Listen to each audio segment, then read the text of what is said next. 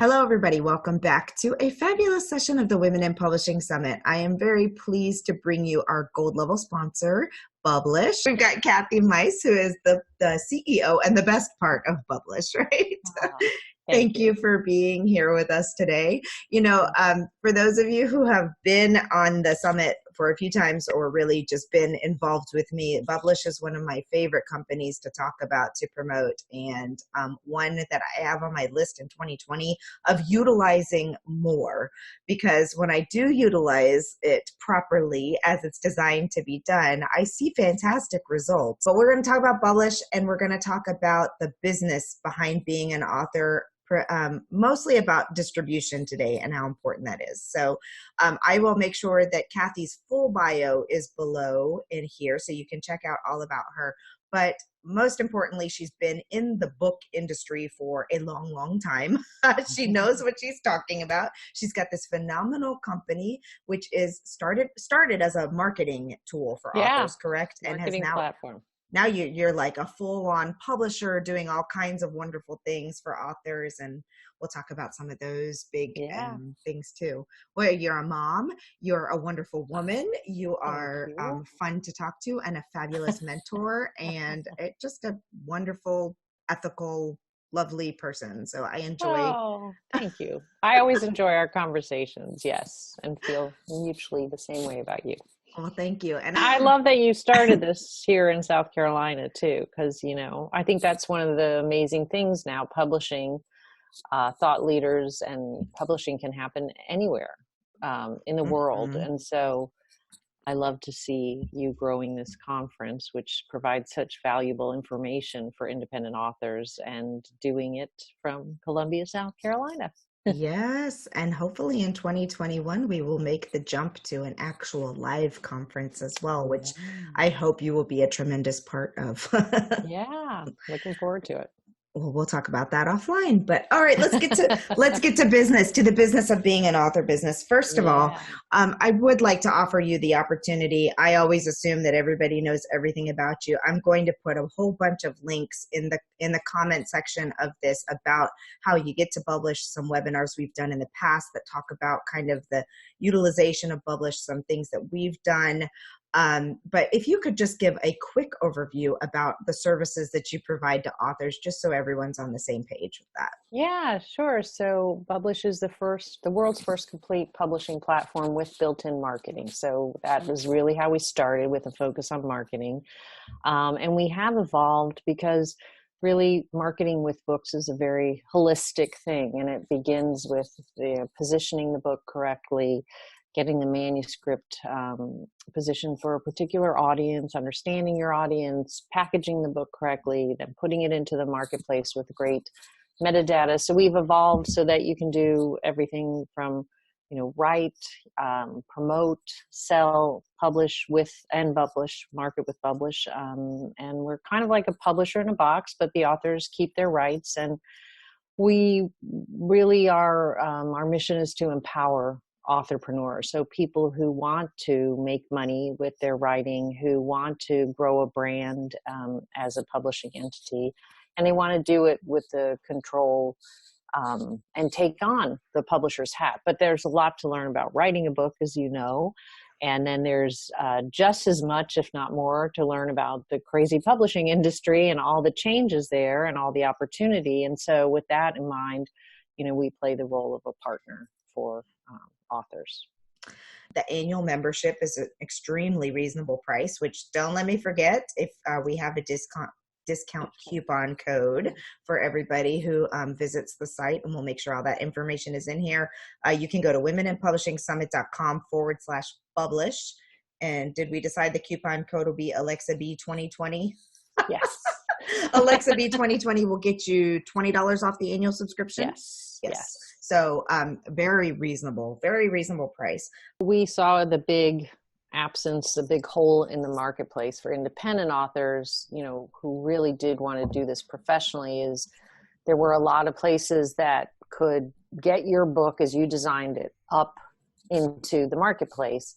Nobody was helping you with positioning. And if you went a traditional route, that would be the whole conversation at the start, like who's your audience? So we really, through author services, as we expanded, and I've been an editor for 30 years, so I come from a different space. In the self-publishing world, a lot of these companies are run by technicians instead of editors. And so in the beginning, the marketing for us was about technology. And then as we expanded into author services, it was very clear if we could help with that positioning and really get the author thinking about their audience early.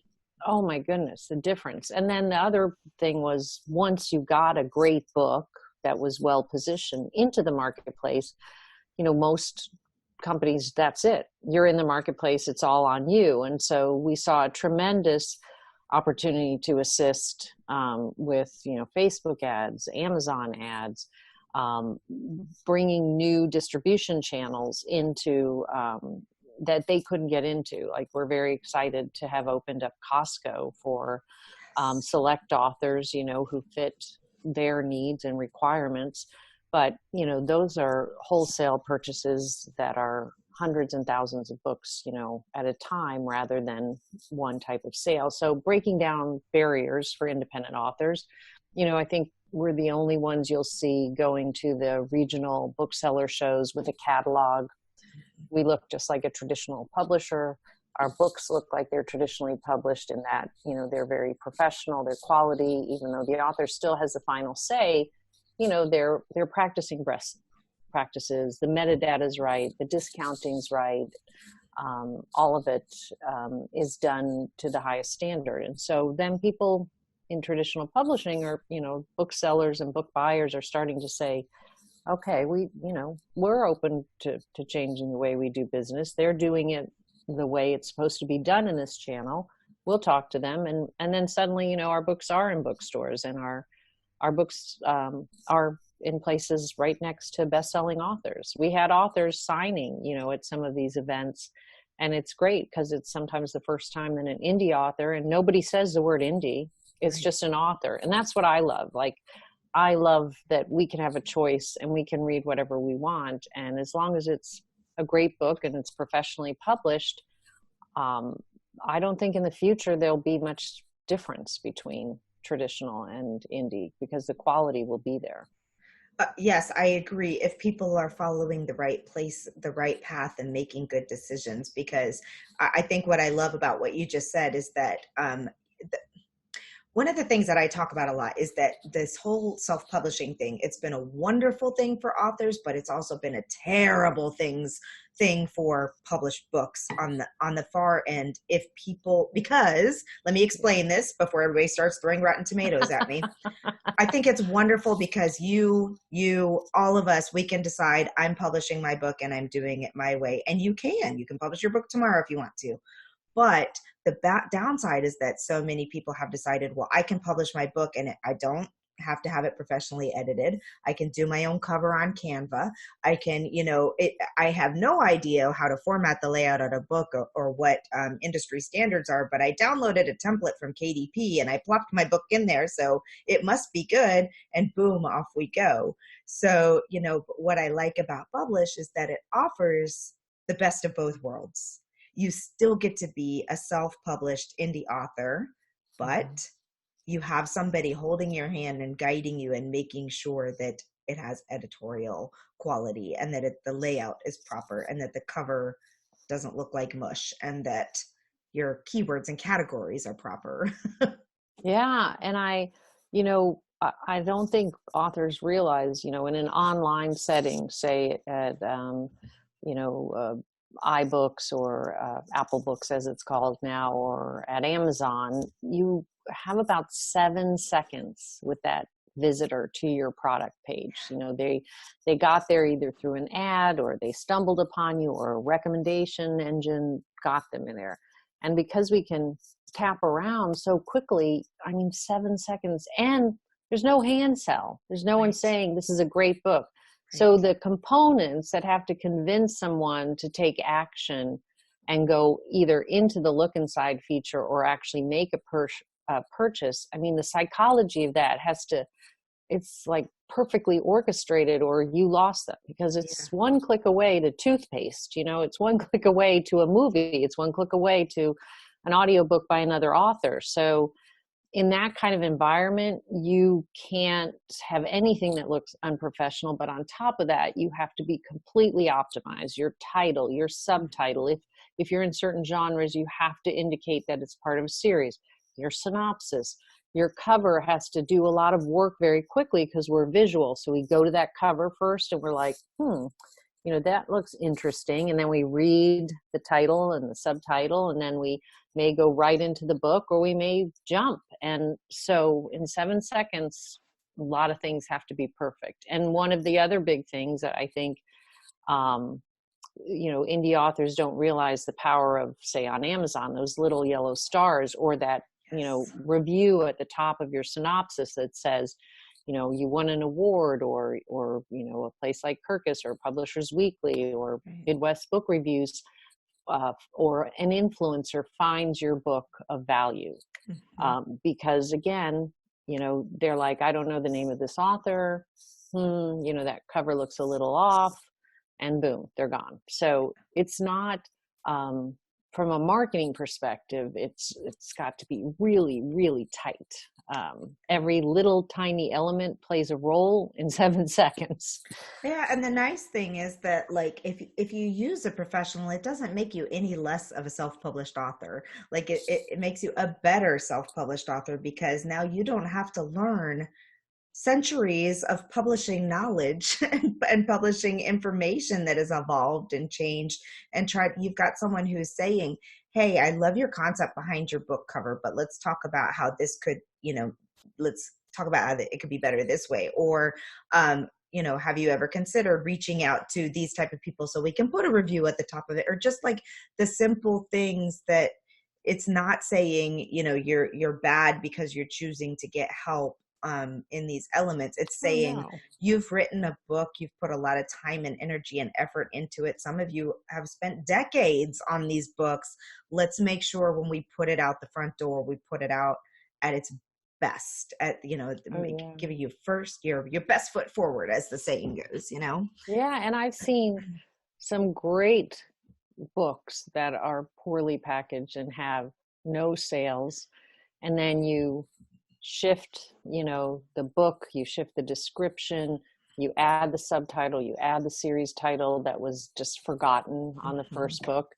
And I'm talking going from nothing to thousands of sales. It's that powerful. I mean, that's what's fun for us, is we have, case studies of great content, poorly packaged, repackaged and relaunched, and it's really powerful. I mean, people don't realize, but I mean, we can actually quantify that now, because we have the before and afters. It's like a makeover.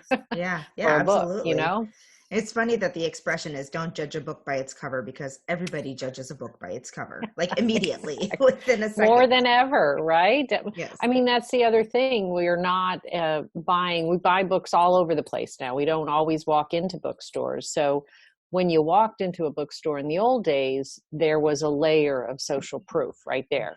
This is a curated collection by the independent seller, or by Barnes and Noble, or whatever.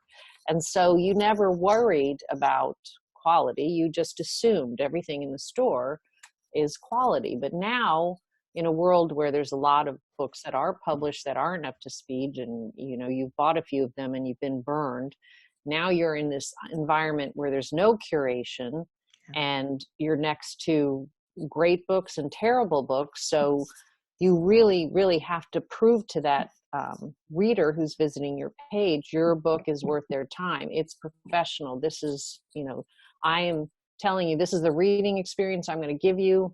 It's here in a nutshell. Take a dive in. And you can, once you get people in, you really do have an opportunity to wow them with a great book. And I guess that's the other thing for me, is just, well, two things, is the editing does take time.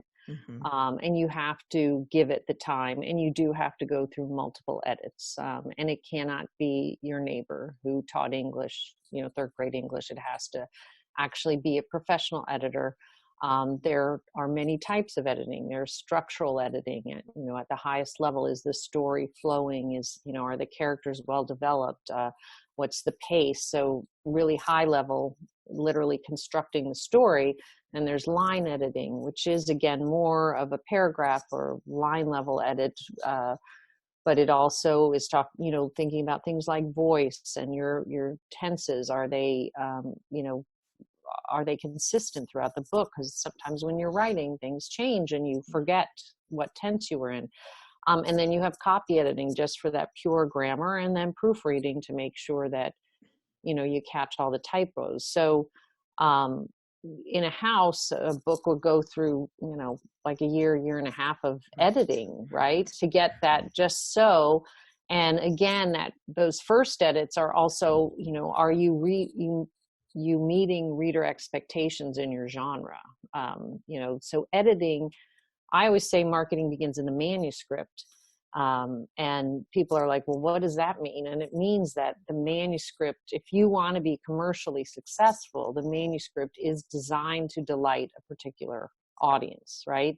And that's, when people talk about building an author brand, it's right there in the manuscript. What's your promise to a reader? And if that reader is, expecting one thing in a genre that they read deeply in, and you, as a new author, break all the rules and don't even open the book in a way that's familiar to them, they're never going to go on that journey with you, because you promised them something and you didn't deliver. So it's interesting how much of brand building and marketing just starts in the story, to me. And that's been the journey to go back as an editor and really build a great team of editors to work with the authors to see the power of that. It's really amazing. And then to package it correctly so that they go into those pages. It's an interesting conversation. We could talk a lot about editing, but I'm going to save that for the editing thing. But it is really true, though. I think, again, that's another one of those things that, like, a first time author, no matter what route they're saying, it's the knowledge of those things that you don't just do one draft of your book and maybe a copy edit, or it does take time. It takes finessing. It takes and readers are smart enough to know the difference between a well-developed book and one that is a first draft. And they will terrorize you in your reviews if you push out a first draft. But I want to talk to you specifically today about distribution, because that is your wheelhouse. That is what's really driving you forward. You guys are expanding in so many exciting ways. And distribution, again, is something I don't think that a lot of self-published authors think about at the beginning. Yes. And, it's such a sexy topic, distribution. Authors just go, let's talk about distribution, because, distribution to me, and I'm a word person, so what I've had to learn in that, and really kind of defending our authors, not only access to channels, but the margins, right? So the profit they make on the sale of a particular book in a channel. And being a person of words and having to force myself to speak the language of business, which is all about numbers. And, my one advice there is, especially if you are doing a project like a children's book that requires a lot of upfront money with illustrations and then color printing, and you're going to be doing it with a hardcover because that's the most popular type of book that they sell, and you've got to get it into more physical real world channels because that's where the majority of children's books are still purchased. Doing that and making money per unit, per sale of each book is a real challenge, because, you're talking more about trying to do print runs versus print on demand. And so I do want to make sure that I just explain really just at the most basic level, distribution being, distribution is those channels you as the author use to get your book in front of readers. So Amazon is an online retail channel that sells digital audio and print books. There are digital only channels, like Apple Books is a digital only, Kobo, Google Play. They all have slightly different terms and different best practices. Then you have, physical channels like bookstores, libraries. They buy in wholesale distribution channels, and they expect you as an author or a publisher to give them a substantial discount, because they have employees and they have buildings, and they'll put your book in there if they think it's a fit for their audience, and you're willing to give them the terms that make it beneficial for them to sell your book. One of those is the discount, and the other is returnability, which is a tough thing for a small business owner, an author who's trying to build a publishing business to take that on. And then you have others, but those are like the two big where most indies start. And then you have a couple of different options to get into those channels. So print on demand is a great way to get into those channels. This means that you don't have to print 1,000 books up front and then mail them every time somebody buys that book on one of these retail sites, or a bookseller wants them. It's printed at the point of sale. The libraries and the bookstores can go to places like Ingram Spark, and they can get your book in a print on demand, and it can be shipped to them, and then they're going to take those costs out of that print and give you a net royalty, right? And then in a place like Amazon, same thing. You can set up the print on demand there for the physical book, and it'll be all taken out at the point of sale. You have no stock. If you want your own copies, you can order 10, you can order 5. Now, the thing is that price of that unit, right, to print that never changes, really. It's, it's always the same. So the downside of that is, if you do have a volume run that you want to do, you have a channel that wants to, say, like a Costco that would buy hundreds of books or thousands of books, and they want a hefty discount as well. How are you going to make the numbers work? Because I've actually seen in a print on demand scenario, I've seen authors pay to sell their books. I mean, you and I have talked about this before, and I've been at conferences and someone tells me, well, I do extended distribution. So I use one platform and I extend out, and I actually lose like $1.50 every time I sell a book. And why would you do that? Well, or they're like, they're telling the scenario, and I'm saying, well, have you ever gone on your dashboard and look at, what you're making when you sell a book? And then they go and they look and they're like, oh my gosh. I pay 90 cents a book every time I sell a book. I pay. So, the key is, if you're really going to do this as a professional and you want to grow a business and you actually want to make money, you got to get into those spreadsheets, and you've got to, and again, this is at the very beginning, you've got to think about your channels, right? Mm-hmm. So all marketing begins very early on in the design of the book, not only in the manuscript, but in the design of the book, especially if you're doing something that's very costly to print. So if you were, for example, doing a children's book, first of all, get online and really look at the length of the children's books. You'll find, they're done in certain numbers. Don't over deliver and create a book that's twice as long as it needs to be. It doesn't, your audience doesn't want it, because children don't have those attention spans, and you're going to pay too much. And you can't just say my book's $100, because nobody's ever going to buy it, right? And I see that all the time. So, well, I can make the margin. I'll just up the price of the book. Well, the market will not bear that price. So You're never going to sell it. And when you do, you may make a lot of money, but it'd be great if you sold more than one book to your Yeah. So getting in and looking at, how much is it going to cost me to print this book, like based on the trim size, the page count, the specifications, being, is it hardcover? Is it soft cover?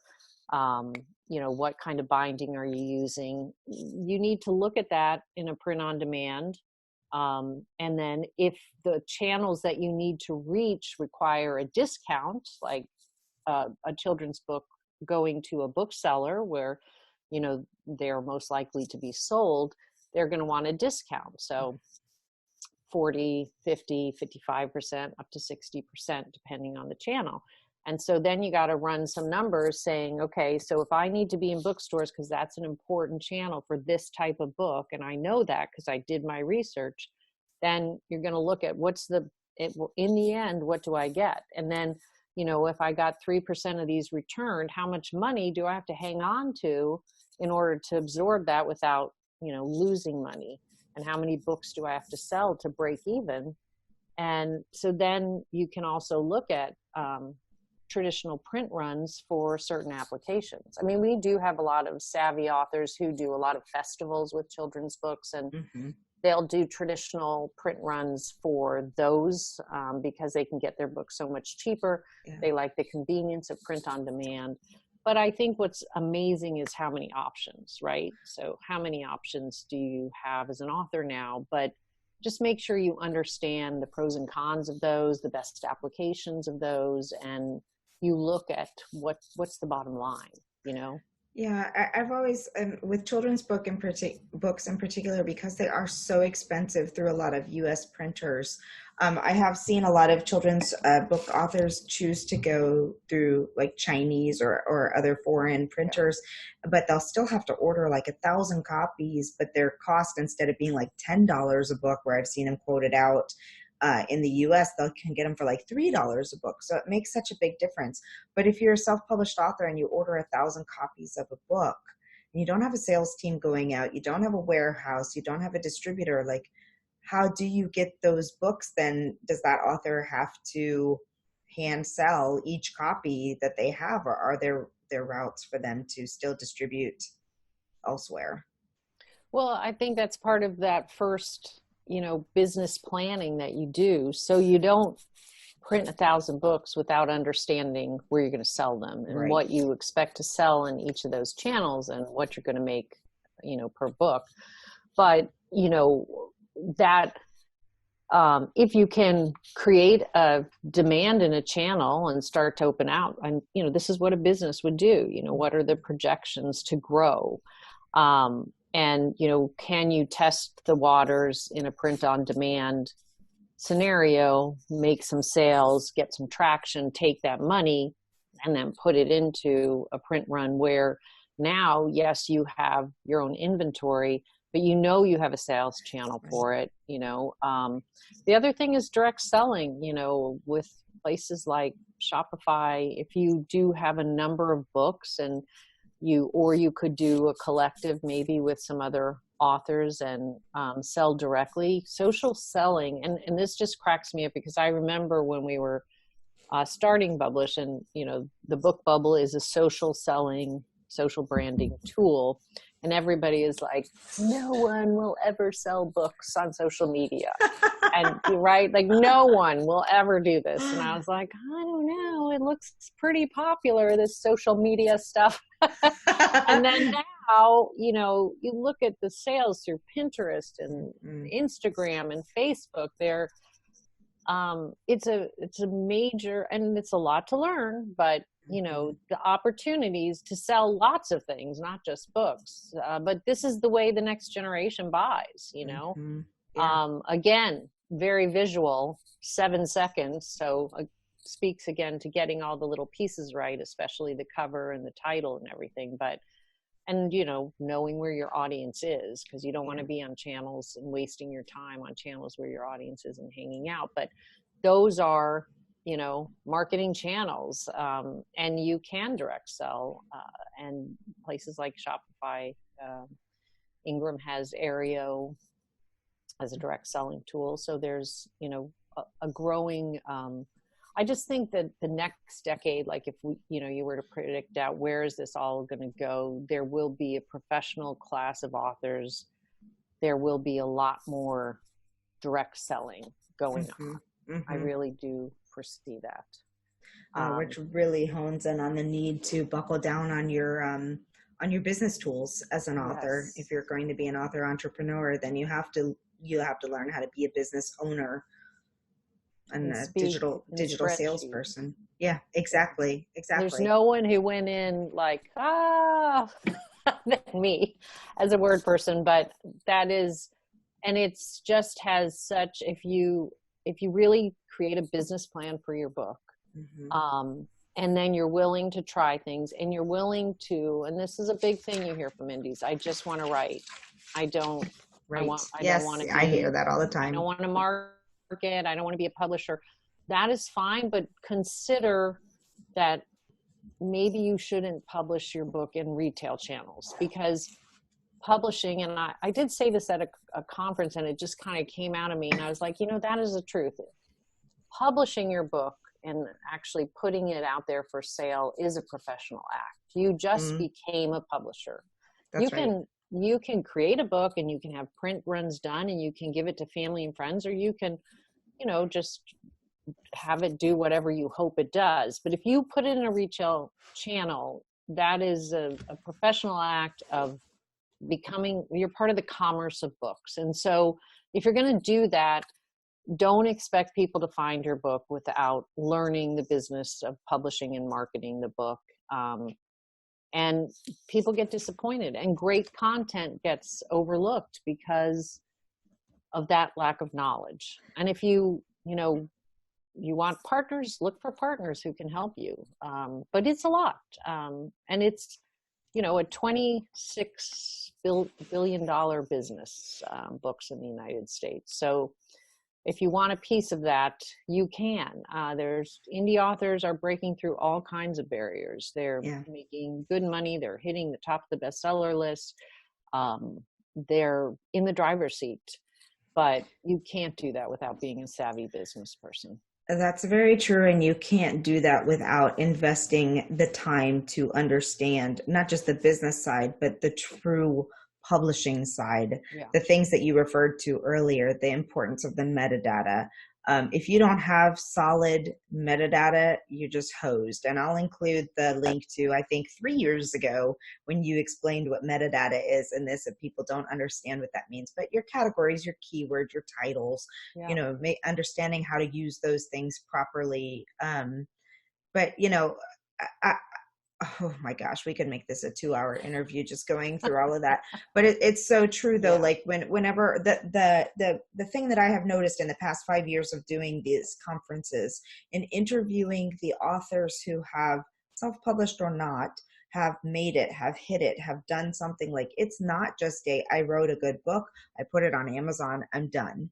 Or even I dabble in a little bit of ads, or I dabble in, this or that, or I have an email list. It's like, it's daily, consistent effort all the time. It's hard work to be one of those people. So I think early on as an author, I love that you talk about building a business plan. And that's something I'm going to add as a module into the Success Publishing Academy, because that is really, really key. Like just sitting down and determining what your goals are, how you're going to reach them, what you're going to do to get there, and not saying that's just, I'm just going to publish my wonderful book and everyone's going to buy it because everybody's going to want it, because everybody doesn't, and they're not going to even know it's there.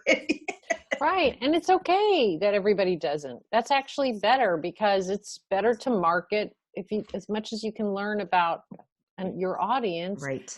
It actually, in the end, quite honestly, people think of marketing as such a, like, here's my writing and my creativity, and here's my marketing over here in this box that I hate to open. I just keep it over there on the shelf, and it stares at me and makes me feel bad. But really great marketing is so much fun because it's human.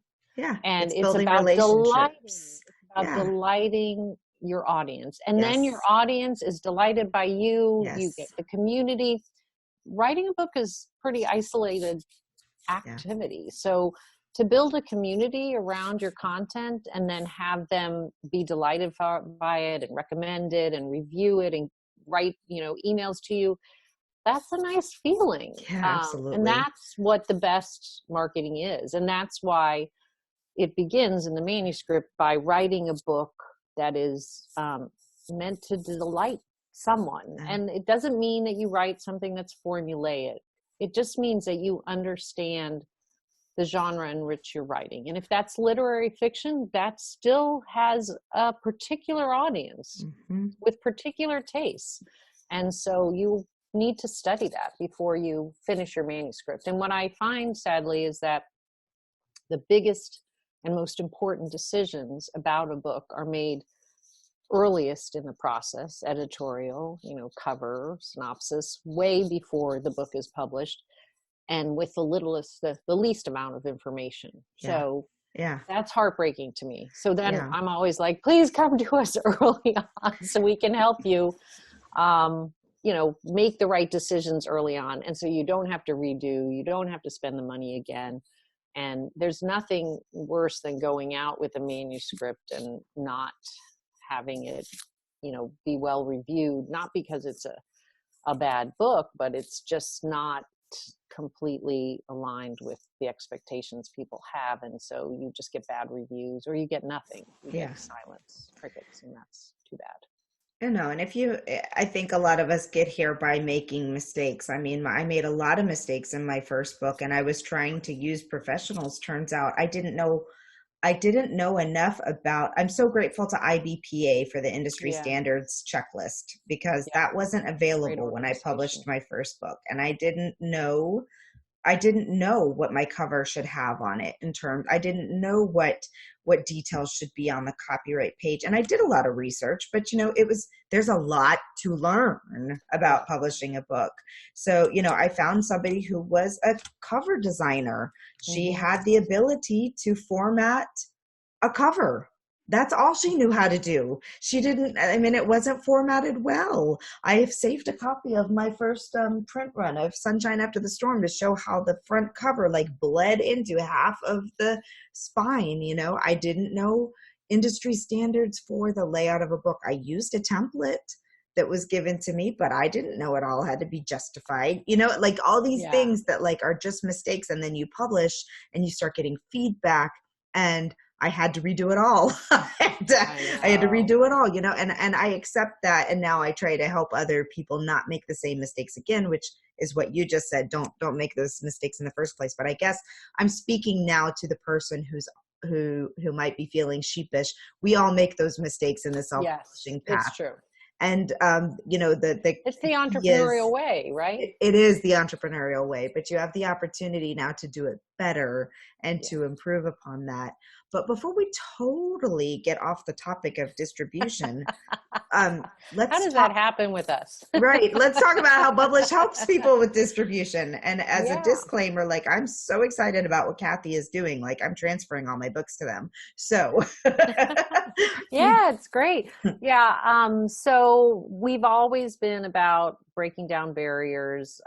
We've always been about helping authors sell more books rather than just taking on millions of authors. So that's kind of the dirty little secret about distribution, is it's a numbers game, right? So if I add thousands and thousands of authors and they all sell one book, I'm still making money. But our whole, let's flip it on its head and really help fewer authors, but help them get it right, and then sell more books and break through, so that they do start to sell like traditionally published authors do. And that takes, again, a holistic approach to marketing. The earlier, the better that we can get into a book and understand it. Acting more like a publisher in that sense, even though we don't take the rights.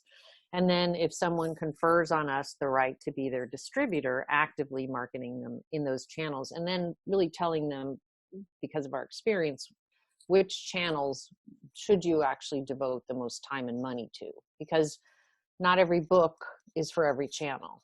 And there's always a channel that, some books are great. We had a book on teen suicide that was very strong in the library market, because we knew that people wouldn't walk into a bookstore and buy a book on teen suicide. That was pretty clear from the very beginning. But in the library market, where people can go and, check things out, and they can do it online with privacy. We also knew, it would be more something for academic, because counselors and things like that. So every book has those top channels that it's going to do well in. And it's important for the author to do that work early. That's something that we help with. And then making sure that you understand how to optimize discoverability and sales in that channel, and make the most money on the sale of each of your books. I think those are the top 3 things that you need to think about. Again, how do you get discovered in the channel? A lot of that's about metadata, another highly sexy word. So everything I do is always on the boring side, but the boring side of this industry is what makes you money, I have to say. So That's right. I've become very into the boring side of this industry. So, how do you get discovered with, and a lot of that in the beginning is great metadata, and then understanding the levers in that channel that you can use to market the book. And they're different in every single channel. How are you going to drive sales in that channel? And, for example, if you were in Ingram Spark and it's the wholesale and it's booksellers and libraries. So inside of the Ingram universe, there's not a lot of ways to reach them. But if you go outside and you get a list or you go to a show where those buyers are, so you can go to library shows, you can go to bookseller shows, and then you tell them your book is available there and you give them the specs they need to find it in the Ingram catalog, then you can drive sales there. So, all that metadata is really important. You have a typo on that ISBN and a librarian goes in to get your book out of the Ingram catalog, they're not going to find it. How much time are they going to spend in their very, very busy day?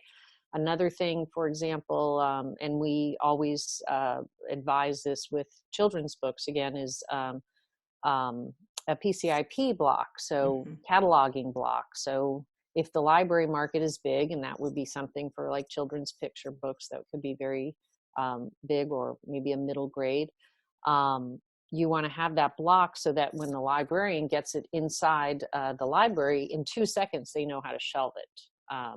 And those big computer databases know where to put it, because those blocks are designed exactly for that. But a lot of indies don't put PCIP blocks on their copyright page like they should. And then, the last thing is, how are you going to, what are the marketing tools that you're going to use, and how are you going to know, okay, I'm going to spend this much and I'm going to make this much per unit. So, if you're doing Facebook ads and you're driving people to a channel like Amazon, what is Amazon going to take? And, how do you have your book priced, and then what does it cost to print it, and all of those little things that you can see that data are being taken out of it. How much can you spend on Amazon ads, and how many books do you have to, on Facebook ads to drive traffic there, and then still make money to put back in, if it's successful, back into your Facebook ads or your Amazon ads. And the other thing that's really interesting is, if you know your audience, because you did that work up front in your business plan, your targeting on these ads is spot on. And if your targeting's off, you may be getting it wrong, but it has nothing to do with your book being bad or good. You're just not hitting the right people and getting them to your product page. So it's all about, to me, it is an entrepreneurial journey. If you want to make money, just understand you have to be a business person, and that takes learning the business of publishing and marketing books. And that is a very holistic undertaking that starts very early in the journey as a publisher. So you guys do offer distribution, though. What does that look like for people? Oh, yeah. Sorry. Yeah, I always get So Bublish can now distribute in all 3 formats. We're very excited about that. So we distribute in ebooks. We distribute print, both paperback and hardcover. And we distribute audiobooks. We also do a great deal on the marketing side. Like I said, that's very different than the other aggregators. They're called distribution aggregators like us, in that we actively market in those channels. We do go outside those channels to meet the booksellers, to meet the librarians. We content market. We have a catalog. And we, basically do that for 15% off the net sales. And then you just have to have a Bublish dashboard, which gives you all the marketing tools and the metrics for your sales in each of the different formats. And like I said, love to work with people early in the process so we Yeah. can really position them correctly. That's a key differentiator in how we do things. Yeah. Because then we can sell more books. Absolutely. And that is the end goal for Yeah, it everybody. is. Right. Yeah. And it isn't for everybody, but if it is, that's the type of author we can really help. Someone who Yeah. wants to grow a brand and become financially making a good amount of money, or to build a business around their book where the money comes from the book as well as other services that they offer around it. That's really the type of author that we can help. Yeah. Well, that's fantastic. I always enjoy working with you guys. I'm excited to see what's coming. I'm excited to see what this Costco thing does for all of our books out there. I think that's one of the biggest things that self-published authors really, really have to understand is that it's difficult to make things like that happen as an indie author just on yourself. I mean, you have to show sales proof. You have to show all kinds of things, even just to get into your local bookstore sometimes. So having somebody behind you that is procuring these methods of getting into these places that you might not otherwise as an independent author. Not to say that people can't, because there are always people who, break all kinds of rules and do it. So, but it's work. It's a lot of work, and it's a lot of knowledge, and it's, all the things that we've already talked about today. So I love finding a resource that can help with all of those things and being able to utilize it so that I don't have to spend so much time thinking about the back end of the book, the metadata, all of that stuff. And your team's so easy to work with. They're really great. Thank you. Thank you. Yeah, they're very passionate about what they do. Yeah, that's good. That's great. Yeah. Well, thank you so much. Thank you for being a sponsor. Don't forget, everybody, to go check out womeninpublishingsummit.com/Bublish, where you can sign up for a 2-week free trial. So that's great. You can test drive it before you purchase, but don't forget that when you do decide to upgrade your account, because you're going to want to use the Alexa B 2020, I think we said. Yes. I wrote it down. Alexa B 2020 code, and you'll get $20 off of your annual subscription. So brings it down to it's $79, right? Yeah. Which is nothing for what you're going to get out of it. Yeah, that's great. Well, thank you so much for having me. It's always a pleasure, and I love what you're doing with the Women in Publishing Summit. Thank you. It's fun. Yeah. We enjoy it. Yeah. All right. Have a great day. You too. Take care.